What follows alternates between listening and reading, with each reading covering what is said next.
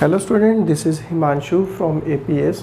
Students, chapter number 6, that is cash flow statement, a very most important chapter in board point of view and also practical point of view. Cash flow statement का मतलब name से ही clear है, that statement which show inflow and outflow of cash is called cash flow statement. Clear. जिस company की turnover 50 crore से ज़्यादा हो उस कंपनी के लिए कैश फ्लो स्टेटमेंट बनाना कंपलसरी है. क्लियर. टर्नओवर बोलते हैं हम सेल को. अब एक कंपनी की अगर हम टोटल एक्टिविटीज़ को कंसीडर करें तो एक कंपनी के पास जो कैश आता है या जो कैश जाता है टोटल उसको कैटेगराइज किया गया है 3 एक्टिविटीज़ में. फर्स्ट एक्टिविटी है ऑपरेटिंग एक्टिविटी. जैसा कि नेम से ही क्लियर है, ऑपरेटिंग ऑपरेशन यानी जिस चीज़ का कंपनी का काम है अगर उससे रिलेटेड कुछ भी कैश आ रहा है या उससे रिलेटेड कुछ भी कैश जा रहा है तो that is called part of a operating activity. जैसे कि एक कंपनी के जो प्रोडक्ट काम है वो है क्लोथिंग मैन्युफैक्चरिंग का काम है, तो क्लोथ को जब वो सेल करती है उसका जो रॉ मटेरियल परचेज़ करती है, जो फैक्ट्री का रेंट पे करती है, वर्कर को सैलरी पे करती है, तो यानी जितने भी उससे रिलेटेड कैश आ रहा है या जा रहा है that is a part of operating activity. Second, that is investing activity. Investing activity name से ही क्लियर है कि एक कंपनी जो मनी इन्वेस्ट करती है किसमें, बेसिकली फिक्स्ड एसेट्स में. ये रिप्रेजेंट करती है नॉन करंट एसेट जिसको हम बोलते हैं फिक्स्ड एसेट. इससे रिलेटेड जो भी एक्टिविटी होती है, परचेज ऑफ फिक्स्ड एसेट्स में कैश आउटफ्लो है. अगर वो फिक्स्ड एसेट्स को सेल करती है कुछ टाइम के बाद जो कैश आ रहा है that is a part of investing activity. Non current investment purchase करती है या उसको सेल करती है. तो बेसिकली फिक्स्ड एसेट से रिलेटेड अगर कुछ भी अमाउंट रिसीव कर रही है या कुछ भी अमाउंट पे कर रही है that is a part of investing activity. जैसे कि एक बिजनेसमैन भी यही काम करता है कि जिस चीज़ का उसका प्रोडक्ट है उसको परचेज़ करता है, उसको सेल करता है, वो उसका काम है, that is a part of operating activity. तो अगर वो अपने बिजनेस के लिए फर्नीचर, एसी या फिटिंग का काम करवाता है तो उसके लिए जो कैश इन्वेस्ट कर रहा है that is a part of investing activity. अब हम पढ़ेंगे थर्ड, फाइनेंसिंग एक्टिविटी क्या है. फाइनेंसिंग एक्टिविटी में नेम से ही क्लियर है कि जिस एक्टिविटी से कैपिटल में चेंजेस आते हैं, ठीक है, तो कैपिटल में जो चेंजेस आते हैं that is a part of financing activity. अब कैपिटल में चेंज कैसे आएंगे, अगर कंपनी शेयर्स इशू करती है तो कैपिटल में चेंज आ जाएंगे. अगर कंपनी शेयर्स होल्डर की पेमेंट करती है तो कैपिटल में चेंजेस आ जाएंगे. या कंपनी अगर बैंक से लोन लेती है, फ़िलहाल अभी उसके पास 10 लाख रुपीज़ हैं, उसने बैंक से लोन लिया 5 लाख का, तो अब हो जाएंगे उसके पास 15 लाख. यानी जिस एक्टिविटी से फाइनेंस आ रहा है, फाइनेंस जिसके ऊपर इंटरेस्ट पे करना है that is a part of a financing activity. In 3 activities में कैटेगराइज किया गया है कंपनी का. ठीक है.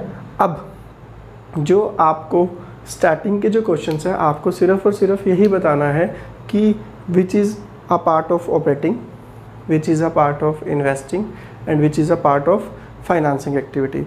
हम देखते हैं क्वेश्चन नंबर. इलस्ट्रेशन आपके पास जो 6th चैप्टर है कैश फ्लो स्टेटमेंट का वो हम देखते हैं.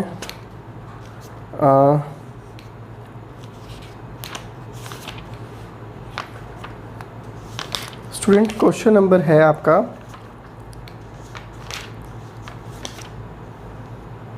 First, illustration first. इसके अलावा आपने एक चीज़ और याद रखनी है कि what is cash and cash equivalents. Cash and cash equivalents name से ही क्लियर सजेस्ट कर रहा है आपको कि जो कैश के बिल्कुल इक्वल होती है उसको हम बोलते हैं कैश एंड कैश इक्विवेलेंट्स में. इसमें क्या क्या आता है, एक तो कैश इन हैंड जो हमारे पास पड़ा हुआ है, बैंक बैलेंस जो बैंक में पड़ा है amount, bank draft that is a part of cash and cash equivalents. Short term marketable security, ये आपका कैश एंड कैश इक्विवेलेंट्स है. And current investment,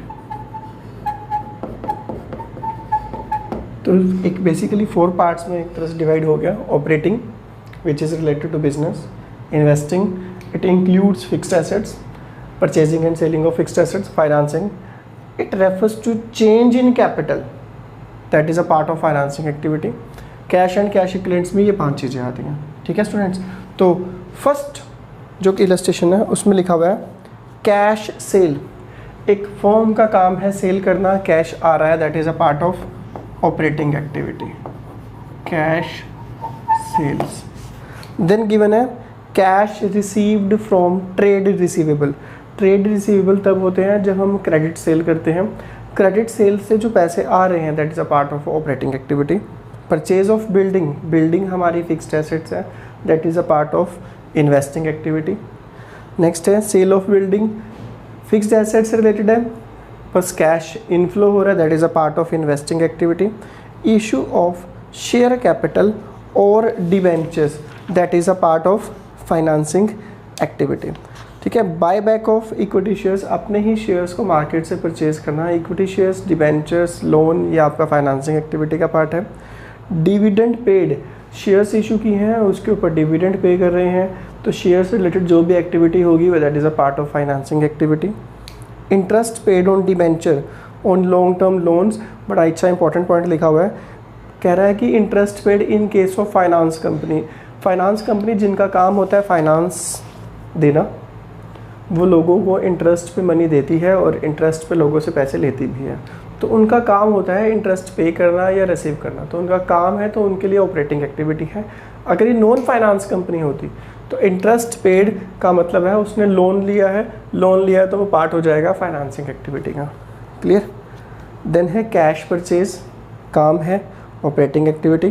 cash paid to trade payable, जो credit purchase है उसको payment करी है, operating activity. Redemption of debenture, debenture shares part है financing activity का, तो फाइनेंसिंग एक्टिविटी. तो इसके बेस पर आप इसके ये क्वेश्चन कर सकते हो. जैसे लास्ट में लिखा है bank balance, short term deposit in bank, ये क्या चीज़ें हैं, that is a part of cash and cash equivalents. ठीक है स्टूडेंट्स. और आगे भी ये सेकंड क्वेश्चन में भी आपको ऑपरेटिंग, इन्वेस्टिंग, फाइनेंसिंग बतानी है, और जो उसके बाद क्वेश्चन है उसमें बताना है कैश आ रहा है या जा रहा है, इनफ्लो है या आउटफ्लो. जैसे कि इलस्ट्रेशन 4th में लिखा हुआ है कि आपको सिर्फ ये बताना है इनफ्लो है, आउटफ्लो है या नो फ्लो है. तो जैसे या कैश एंड कैश इक्विवेलेंट्स, जैसे purchase of inventory for cash, purchase की है तो कैश जा रहा है तो outflow. Purchase of goods on credit, credit उधार परचेज की है तो नो फ्लो, यानी इसमें कैश नहीं जाएगा. सेल ऑफ गुड्स कॉस्टिंग 10,000 है, 12,000 फॉर कैश, कैश आ रहा है. तो इसके बेस पे जस्ट आपको सिर्फ ये बताना है कि कैश इनफ्लो है या आउटफ्लो है. तो 1 to 5 क्वेश्चन इसी के ऊपर बेस्ड है. नेक्स्ट हम करेंगे नेक्स्ट लेक्चर में. Thank you.